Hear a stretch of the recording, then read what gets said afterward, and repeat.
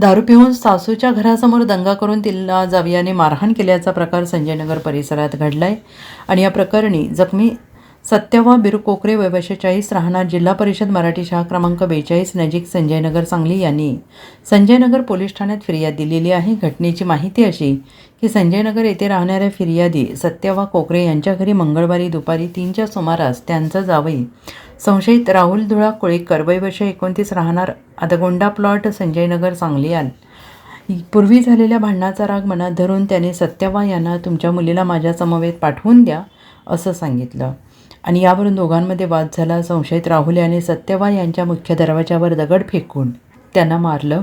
त्यामुळे फिर्यादी सत्यवा या दरवाजा उघडून बाहेर आल्या असता संशयित राहुल कोळेकर यांनी त्यांच्या हातातील लोखंडी कड्याने सत्यवा यांच्या डोक्यात मारहाण केल्याने फिर्यादीत नमूद केलं आहे।